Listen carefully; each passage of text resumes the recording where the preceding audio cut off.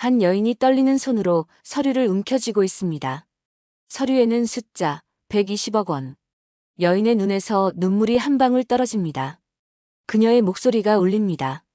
이 돈이 내 인생을 어떻게 바꿔놓을까? 안녕하세요. 즐거운 인생입니다. 시작 전 구독과 좋아요는 저에게 큰 힘이 됩니다. 이야기 시작하겠습니다.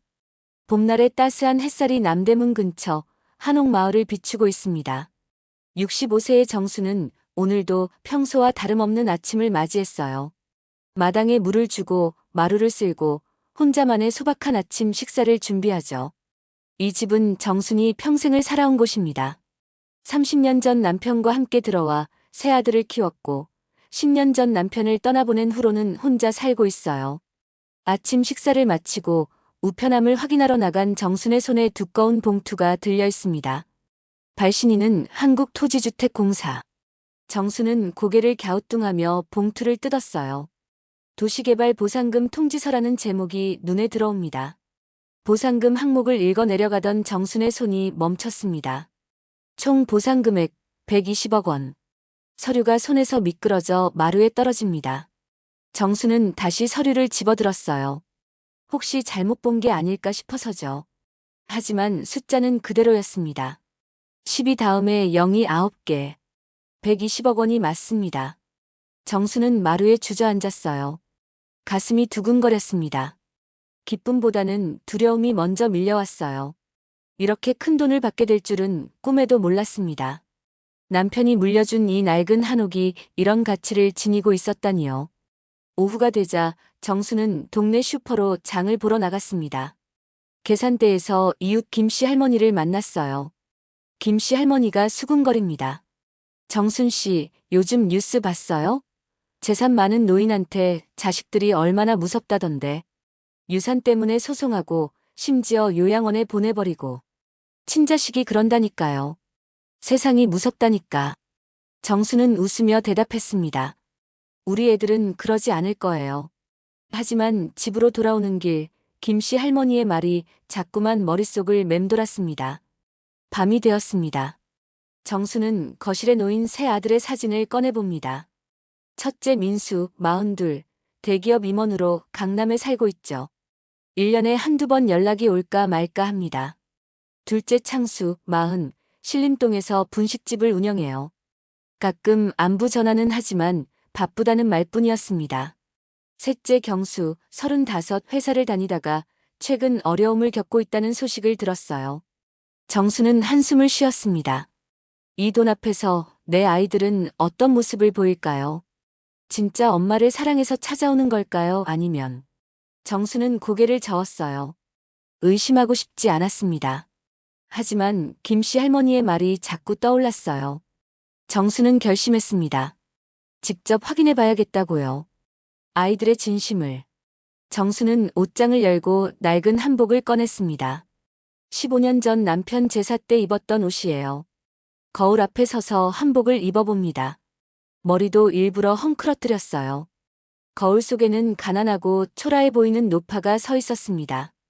정수는 쓸쓸히 미소 지었습니다. 이제 시작이로군요. 이튿날 아침 정수는 낡은 한복 차림으로 집을 나섰습니다. 거울을 한 번 더 보며 옷매무새를 가다듬었어요. 초라한 모습이 완성되었습니다. 손에는 낡은 보자기에 싼 작은 보따리 하나. 마치 시골에서 갓 올라온 노파처럼 보였어요. 정수는 깊게 숨을 들이마셨습니다. 이제 첫 번째 아들을 만나러 갈 시간입니다. 지하철을 3번이나 갈아타고 강남역에 도착했어요. 화려한 거리, 고급 승용차들, 명품 가게들. 정수는 이곳이 낯설었습니다. 첫째 아들 민수가 사는 곳이 바로 이 동네죠. 타워팰리스 50층짜리 아파트입니다. 정수는 고개를 들어 높은 건물을 올려다봤어요. 저 위에서 내 아들이 살고 있구나. 아파트 입구에 들어서자 경비원이 다가왔습니다. 어디 찾아오셨어요? 정순이 떨리는 목소리로 대답했어요. 5500호 민수. 아들 만나러 왔어요. 경비원은 정순의 초라한 차림을 위아래로 훑어봤습니다. 미심쩍은 표정이었어요. 먼저 전화 한 통 드리겠습니다. 정수는 고개를 끄덕였습니다. 잠시 후 경비원이 전화를 끊고 말했어요. 올라가셔도 됩니다. 승강기는 저쪽입니다. 50층까지 올라가는 동안 정순의 가슴은 계속 두근거렸습니다. 아들을 만나는 게 이렇게 떨리는 일인가요? 초인종을 눌렀어요. 잠시 후 문이 열렸습니다. 민수가 서 있었습니다. 고급 브랜드의 실크 잠옷 차림이었어요. 어머니, 왜 이렇게 오셨어요? 연락도 없이. 민수의 얼굴에는 반가움보다 당혹감이 먼저 떠올랐습니다. 거실로 들어선 정수는 눈이 휘둥그레졌어요. 초대형 텔레비전, 가죽 소파, 대리석 바닥. 벽에는 비싼 그림들이 걸려 있었습니다. 민수는 소파에 앉으라는 신용도 없이 노트북 세대가 펼쳐진 책상 앞으로 다시 돌아갔어요. 화면에는 빨갛고 파란 주식 차트가 빠르게 움직이고 있었습니다. 민수야, 엄마가 할 말이 있어서. 정순이 조심스럽게 말을 꺼냈어요. 민수는 화면을 보며 대답했습니다. 네, 말씀하세요. 하지만 시선은 여전히 컴퓨터에 고정되어 있었어요. 정수는 떨리는 목소리로 말했습니다. 엄마가 병원에 가야 하는데. 민수의 손가락이 키보드 위에서 움직임을 멈췄어요. 병원이요? 어디 아프세요? 정순이 고개를 끄덕였습니다. 큰 수술이 필요하대. 의사 선생님이 5천만 원 정도 든다고 하시더구나. 민수가 천천히 고개를 돌렸어요. 5천만 원이요? 정수는 아들의 눈을 바라봤습니다. 그 눈빛에서 무언가가 변하는 걸 느꼈어요. 민수는 한숨을 쉬며 말했습니다. 어머니, 지금 제가 주식으로 큰 손실을 봤어요. 타이밍이 정말 안 좋네요. 정순의 가슴이 철렁 내려앉았습니다. 민수는 자리에서 일어나 지갑을 꺼냈어요. 10,000원짜리 5장을 꺼내 정순에게 건넸습니다. 이거라도 드릴게요. 택시비 쓰시고 둘째한테 가보세요. 창수 형은 장사하니까 여유가 좀 있을 거예요. 정수는 떨리는 손으로 5만 원을 받았습니다. 손바닥 위에 돈이 너무나 가벼웠어요. 고맙다, 민수야. 정수는 돌아서서 현관문을 나섰습니다. 문이 닫히는 소리가 들렸어요. 복도에 홀로 선 정수는 손안에 5만 원을 내려다봤습니다. 눈시울이 뜨거워졌어요. 이게 내 첫째 아들의 마음이구나. 정수는 강남역에서 다시 지하철을 탔습니다. 신림역까지 가는 동안 손안에 5만 원을 계속 쳐다봤어요. 첫째의 차갑던 눈빛이 자꾸만 떠올랐습니다. 아니야, 둘째는 다를 거야. 창수는 착한 아이였잖아. 정수는 스스로를 다독였어요. 하지만 가슴 한편이 무거웠습니다. 신림역에서 내려 좁은 골목길을 걸었습니다. 예전에 창수가 가게를 차렸다고 자랑스럽게 전화했던 게 기억났어요. 엄마, 드디어 제 가게 생겼어요. 그때 목소리가 얼마나 들떠 있었는지. 정수는 쓸쓸히 미소 지었습니다. 골목 안쪽, 낡은 간판이 보였어요. 창수 분식. 페인트가 벗겨진 간판이었습니다. 가게 문을 열고 들어서자 오래된 기름 냄새가 코를 찔렀습니다. 손님은 3명뿐이었어요. 구석 테이블에서 떡볶이를 먹고 있는 학생들이었죠. 주방에서는 창수가 땀을 뻘뻘 흘리며 라면을 끓이고 있었습니다. 40살 나이가 무색하게 피곤해 보이는 얼굴이었어요. 어서 오세.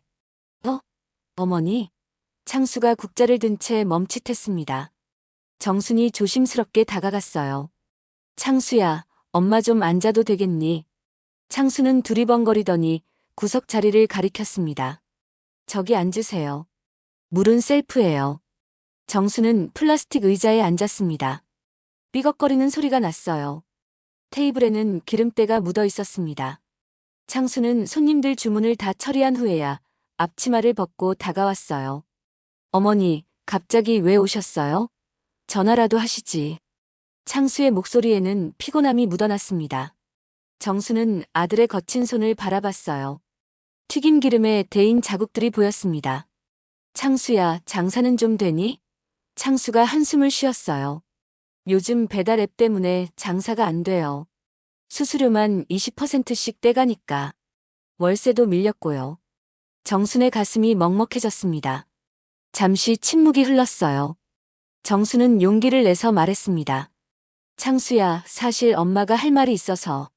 창수가 시계를 힐끗 쳐다봤어요. 점심시간이 곧 시작될 시간이었습니다. 네, 말씀하세요. 하지만 창수의 시선은 계속 주방 쪽을 향하고 있었어요. 정수는 떨리는 목소리로 말을 이었습니다. 엄마가 병원에 가봤는데 큰 수술을 해야 한대. 창수의 표정이 굳었습니다. 수술이요? 어디가 안 좋으세요? 창수가 놀란 듯 물었어요. 정수는 고개를 끄덕였습니다. 의사 선생님이 5천만 원 정도 든다고 하시더구나. 창수의 얼굴이 창백해졌어요. 5천만 원요? 그 순간 주방에서 타이머 소리가 울렸습니다. 창수가 벌떡 일어났어요. 잠깐만요, 어머니. 주방으로 달려가서 라면을 건져냈습니다.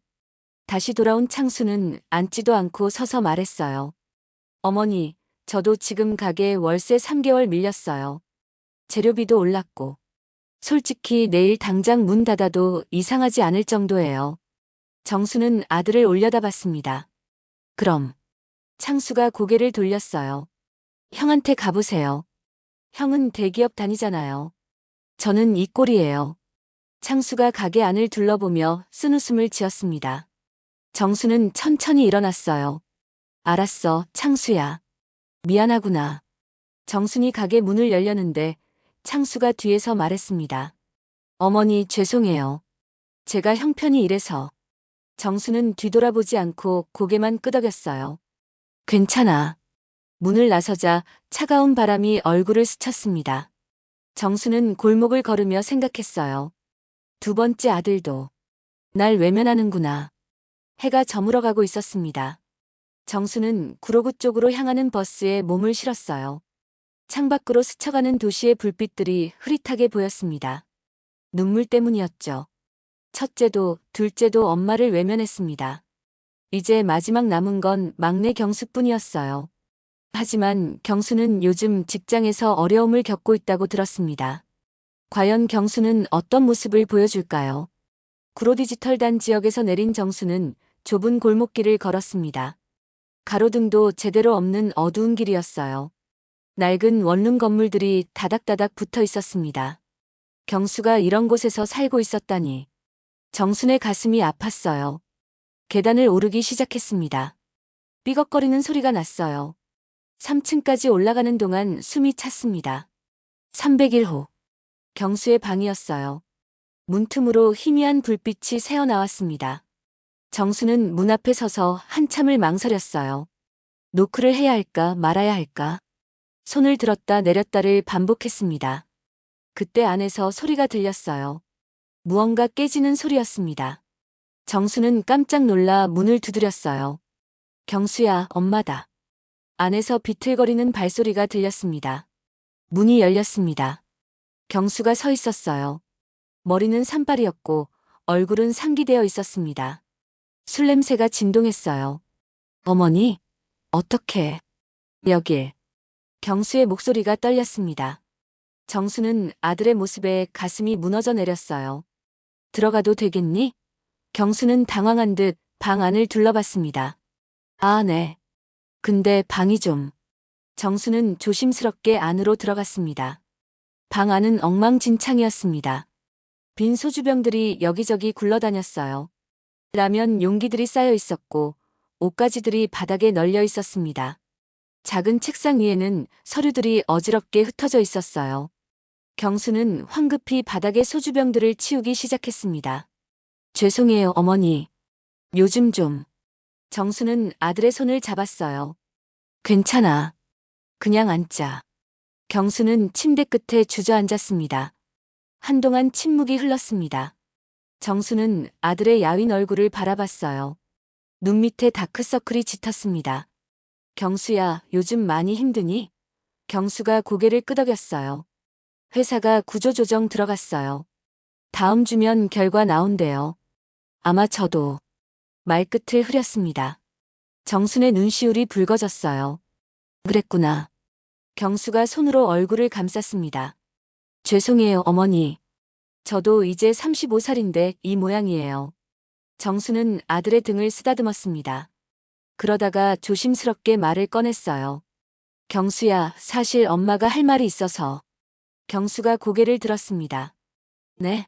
정수는 떨리는 목소리로 말했어요. 엄마가 병원에 가봤는데 큰 수술이 필요하대. 경수의 눈이 커졌습니다. 수술요? 어디가 안 좋으세요? 정순이 고개를 끄덕였어요. 5천만 원 정도 든다는데. 경수는 멍하니 어머니를 바라봤습니다. 5천만 원. 경수가 중얼거렸어요. 바닥에 놓인 서류들을 바라봤습니다.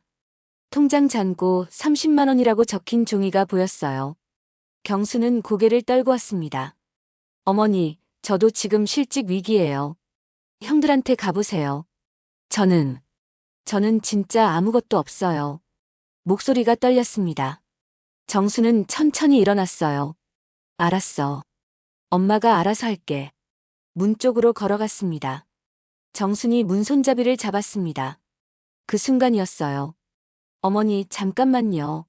경수의 목소리가 등 뒤에서 들렸습니다. 정순이 뒤를 돌아봤어요. 경수는 서랍을 뒤적이고 있었습니다. 어디 있더라? 경수가 낡은 봉투를 꺼내 들었어요. 숨을 헐떡이며 어머니에게 다가왔습니다. 손이 떨리고 있었어요. 이거 얼마 안 되지만 어머니 수술비에 보태세요. 정수는 봉투를 받았습니다. 손이 떨렸어요. 정수는 떨리는 손으로 봉투를 열었습니다. 안에는 10,000원짜리 지폐 10장이 들어있었어요. 10만 원. 그리고 그 아래 접힌 종이 한 장이 보였습니다. 정수는 천천히 종이를 펼쳤어요. 손으로 쓴 글씨였습니다. 삐뚤삐뚤한 글씨체가 떨리고 있었어요. 어머니, 제가 효자는 아니지만 사랑합니다. 경수. 정순의 눈에서 눈물이 주르르 흘러내렸습니다. 경수야. 정순의 목소리가 떨렸어요. 경수는 고개를 숙이고 있었습니다. 형들처럼 많이 못 드려서 죄송해요. 근데 이게 제가 가진 전부예요. 이번 달 생활비로 아껴둔 거예요. 정수는 아들을 끌어안았습니다. 경수의 어깨가 떨리고 있었어요. 고맙다, 정말 고마워. 정수는 아들의 등을 토닥였습니다. 경수도 어머니를 꼭 안았어요. 얼마나 지났을까요? 둘은 한참을 그렇게 서 있었습니다. 정순이 먼저 몸을 떼었어요. 경수의 눈도 붉어져 있었습니다. 정수는 아들의 얼굴을 두 손으로 감쌌어요. 경수야, 넌 정말 착한 아이구나. 경수가 고개를 저었습니다. 아니에요, 어머니. 저는 아무것도 해드린 게 없는데. 전화도 잘 안 드리고. 정순이 고개를 저었어요. 아니야. 넌 엄마 마음을 알아주는 아이야. 그것만으로도 충분해. 경수의 눈에서 또 눈물이 흘렀습니다. 잠시 후 정수는 봉투를 경수에게 다시 내밀었습니다. 경수야, 이건 내가 가지고 있어.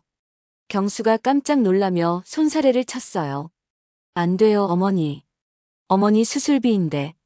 정순이 웃으며 말했어요. 괜찮아. 엄마가 알아서 할게. 넌 이 돈으로 밥이나 잘 챙겨 먹어. 경수는 고개를 흔들었습니다. 어머니, 제가 내일 형들한테 전화해 볼게요. 같이 모아서라도 수술비 마련할게요. 정수는 아들의 손을 꼭 잡았어요. 아니야, 경수야. 그러지 않아도 돼. 정순의 목소리가 단호했습니다. 경수는 이해할 수 없다는 표정으로 어머니를 바라봤어요. 어머니, 그래도. 정순이 경수의 말을 막았습니다. 엄마는 이미 내 마음을 받았어. 그걸로 충분해. 경수는 어리둥절한 표정이었어요. 정수는 일어서며 주변을 둘러봤습니다. 이 좁은 방에서 혼자 술이나 마시며 힘들어하는 아들의 모습이 눈에 선했어요. 정수는 부엌 쪽으로 걸어갔습니다. 싱크대 위에 라면 몇 개와 김치통이 놓여 있었어요. 냉장고를 열어봤습니다. 텅 비어 있었습니다. 정순의 가슴이 먹먹해졌어요. 경수야, 밥은 제대로 먹고 다니니? 경수가 머리를 극적였습니다. 편의점에서 때우고 있어요. 요즘 요리할 기분도 아니고. 정수는 한숨을 쉬었습니다. 이 녀석아. 그러다 몸 망가져. 경수가 일어나 어머니 곁으로 왔어요. 어머니는 건강하시죠? 수술 꼭 잘 받으세요. 걱정하지 마시고. 제가 어떻게든 도와드릴게요. 정수는 아들의 손을 꼭 잡았습니다. 고맙다, 아들. 넌 정말 엄마의 자랑이야. 경수가 고개를 숙였어요. 부끄러운지 얼굴이 빨개졌습니다. 정수는 아들의 머리를 쓰다듬었어요. 예전에 어렸을 때처럼요. 정수는 현관으로 향했습니다. 경수가 따라 나왔어요. 어머니, 조심히 들어가세요. 제가 택시라도 잡아드릴까요? 정순이 손을 저었습니다. 괜찮아. 버스 타고 갈게. 넌 들어가서 쉬어. 경수는 계단 입구까지 따라 나왔어요. 정순이 계단을 내려가기 시작했습니다. 한 계단, 두 계단. 뒤돌아보니 경수가 여전히 서서 손을 흔들고 있었어요. 정순도 손을 흔들었습니다. 눈물이 또 흘렀어요. 밖으로 나온 정수는 밤하늘을 올려다봤습니다. 별이 몇 개 보였어요. 가슴속이 따뜻해졌습니다. 그래, 아직 사람의 마음이 남아있구나. 진짜 사랑이 뭔지 아는 아이가 있구나. 정수는 손안의 편지를 다시 꺼내봤어요. 사랑합니다라는 글씨가 달빛 아래 빛나고 있었습니다. 정수는 편지를 가슴에 꼭 안았어요. 이제 알았습니다. 누가 진짜 자식인지를. 사흘이 지났습니다. 정수는 새 아들에게 문자를 보냈어요. 이번 주 토요일 오후 2시, 엄마 집으로 모두 와라. 중요한 이야기가 있다. 짧은 문자였지만 단호한 어조였습니다. 민수에게서 먼저 답장이 왔어요. 무슨 일이세요? 바쁜데. 창수는 장사 때문에 힘든데 꼭 가야 하나요? 라고 물었습니다. 경수만 알겠습니다. 어머니라고 답했어요. 정수는 쓸쓸히 미소 지었습니다. 토요일이 밝았습니다. 정수는 새벽부터 일어나 집안을 정리했어요. 마루를 닦고 거실을 청소하고 꽃병에 꽃을 꽂았습니다. 부엌에서는 아들들이 좋아하던 음식을 준비했어요. 잡채, 불고기, 전. 오랜만에 만드는 음식이었습니다. 손이 예전 같지 않았지만 정성을 다했어요. 오후 1시가 되자 정수는 옷을 갈아입었습니다. 깨끗한 한복이었어요. 거울을 보며 머리를 단정히 빗었습니다. 2시 정각. 초인종이 울렸습니다. 첫 번째로 도착한 사람은 민수였어요. 고급 승용차에서 내린 민수는 명품 브랜드 옷을 입고 있었습니다. 어머니, 무슨 급한 일이세요? 민수의 목소리에는 짜증이 섞여 있었어요. 정수는 아무 말 없이 거실로 안내했습니다. 민수는 소파에 앉아 시계를 계속 확인했어요. 10분 후 창수가 도착했습니다. 앞치마에 묻은 기름때를 대충 닦은 흔적이 보였어요. 형, 오랜만이에요. 창수가 민수에게 인사했습니다. 민수는 고개만 끄덕였어요. 두 형제는 어색하게 앉아 있었습니다. 그때 마지막으로 경수가 도착했어요. 면접 볼 때 입는 낡은 정장 차림이었습니다. 어머니, 늦어서 죄송해요. 경수가 숨을 헐떡이며 말했어요. 정수는 경수를 반갑게 맞이했습니다. 괜찮아. 어서 들어와. 경수는 형들에게 인사했어요. 형님들. 민수와 창수는 경수를 힐끗 보고는 고개를 돌렸습니다. 정수는 부엌에서 차를 가져왔어요. 새 아들 앞에 찻잔을 놓았습니다. 오랜만에 모였구나. 정순이 조용히 말했어요. 민수가 시계를 또 보며 말했습니다. 어머니, 무슨 일 때문에 부르신 거예요? 빨리 말씀하세요. 창수도 거들었어요. 저도 가게 문 닫고 왔는데. 정수는 새 아들을 천천히 둘러봤습니다. 깊은 숨을 들이마셨어요. 가슴이 두근거렸습니다. 이제 말할 시간이었어요. 너희들에게 보여줄 게 있어. 정수는 방으로 들어가 서류 봉투를 가져왔습니다. 무거운 발걸음이었어요. 거실로 돌아와 탁자 위에 봉투를 내려놓았습니다. 이게 뭐예요? 창수가 물었어요. 정수는 봉투를 열어 서류를 꺼냈습니다. 한국토지주택공사 도시개발 보상금 통지서. 탁자 위에 펼쳐놓았어요. 민수가 서류에 시선을 고정했습니다. 얼굴이 굳어갔어요. 창수도 몸을 앞으로 기울이며 서류를 들여다봤습니다. 총 보상금액 120억 원. 숫자가 선명하게 보였습니다. 민수의 입이 벌어졌어요. 이게 120억이요? 창수도 눈이 휘둥그레졌습니다. 어머니, 이게 진짜예요? 정수는 고개를 끄덕였어요. 응. 이 집이 재개발 구역에 들어갔어. 보상금이 나왔지. 순간 거실에 정적이 흘렀습니다. 새 아들은 서로를 쳐다봤어요. 그리고 다시 서류를 내려다봤습니다. 민수의 손이 떨리기 시작했어요. 창수는 침을 꿀꺽 삼켰습니다. 민수가 갑자기 일어났습니다. 어머니, 그때 제가 정말 몰라서 그랬어요. 어머니가 그렇게 편찮으신 줄 몰랐어요. 지금 당장 병원 모시고 갈게요. 목소리가 급하게 높아졌어요. 창수도 벌떡 일어났습니다. 어머니, 저도요. 가게 정리하고 어머니 모실 준비할게요. 수술비 제가 다 낼게요.